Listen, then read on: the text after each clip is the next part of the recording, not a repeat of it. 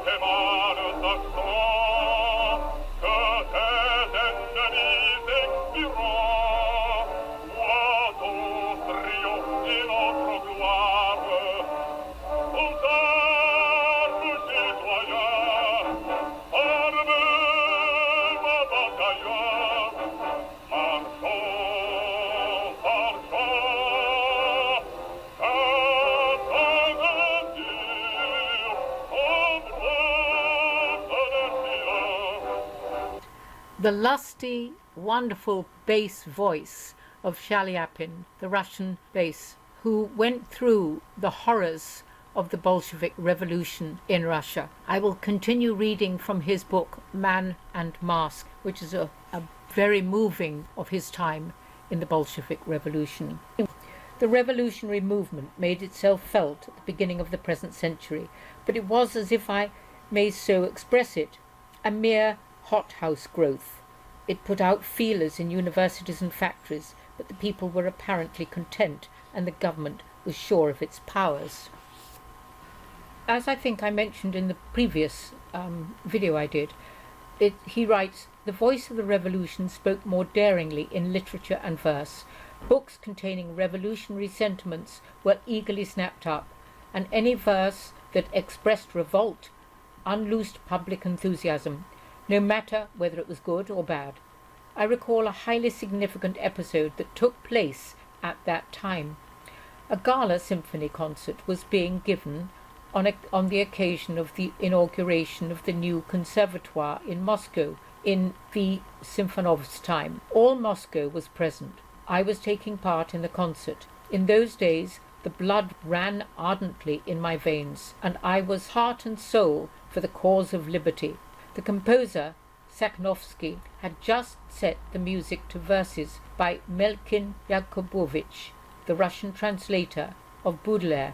Yakubovich was reported to be a revolutionary, and his verse bore incontrovertible witness to the truth of this. I put Sakhanovsky's song down on the programme for the concert and sang the invocation to my country, the words of which were said to have been translated from the Erse.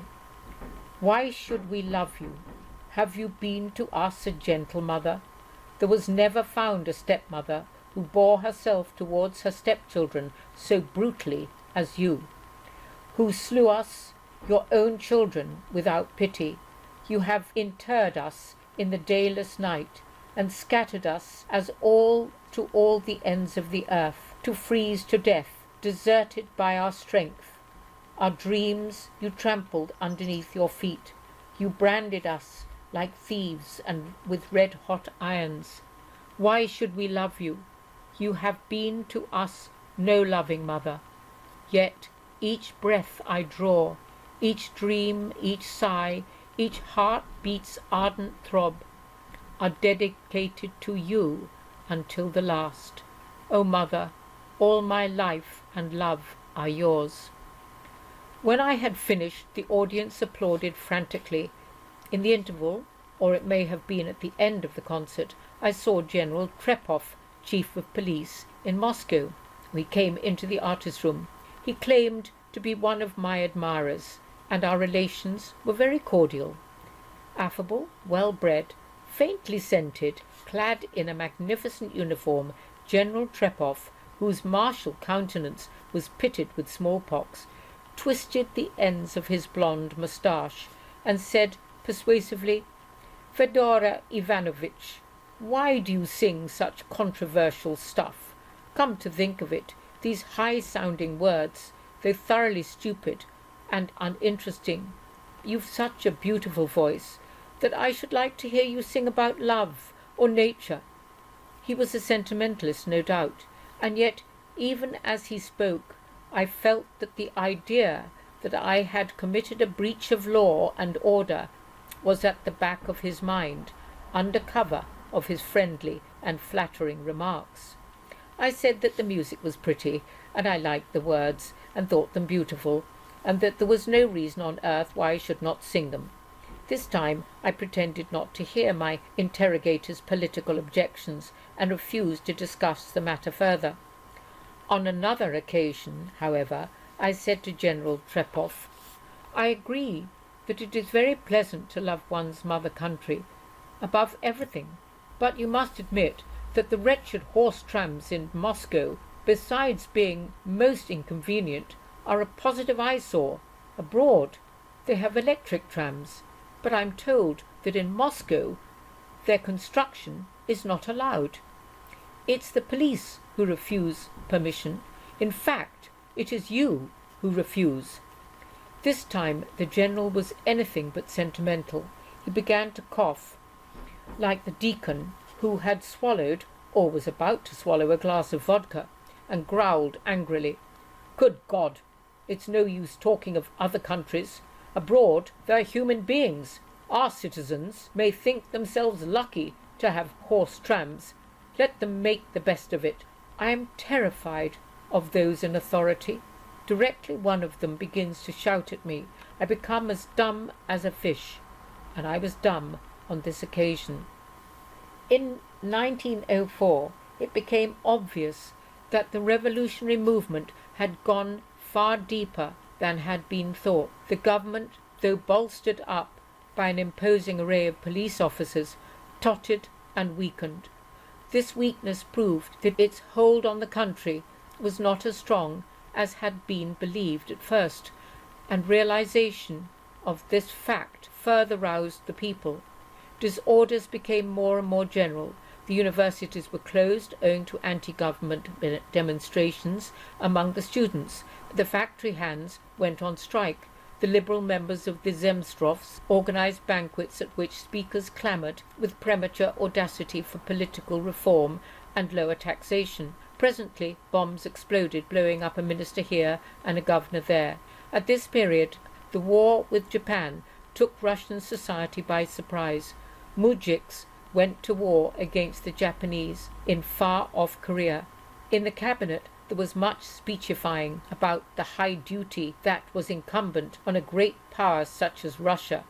But amongst the masses it was rumoured that the war had been engineered by those influential at court for their own personal profits, so that they might obtain certain forest concessions on the Yalu, in which they had an interest.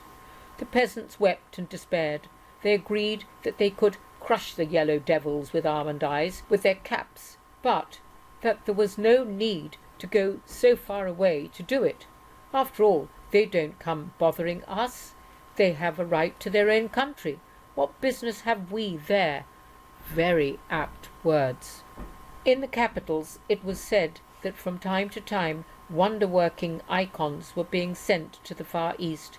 Alas, it was soon seen that these icons could not turn the tide of the war, and when the Russian fleet under Admiral Radensky foundered in foreign waters, Russia was swept by a wave of anguish and despair.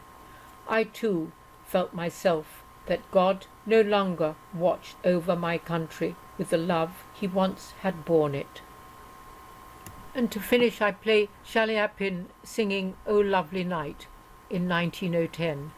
He was extremely famous and well thought of bass and travelled the world. This is Feodor Chaliapin singing "The Lovely Night," recorded in 1910. He was an extremely well thought of, famous bass that travelled to many countries around the world.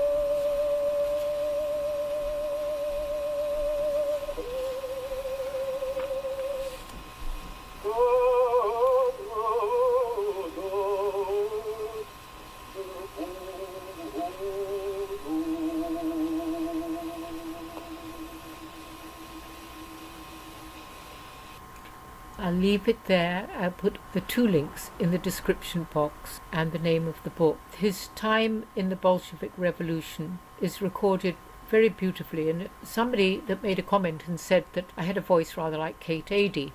I found a recording of her. I did know about Kate Adie, but what was interesting is on the particular link that I found, she was talking about the importance of people's memoirs in diaries or letters or books. I mean, and this is exactly what Chaliapin's is.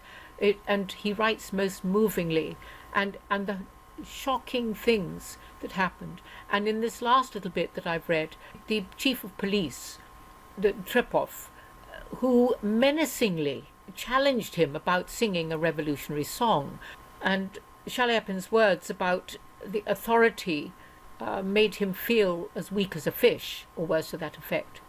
This is what we're moving globally away from, because we're moving away from the globalists who want to push us into the trap of socialism, into communism. God bless everyone. I hope you've enjoyed listening to Chaliapin's voice, and my passion for singing knows no bounds of these great old singers.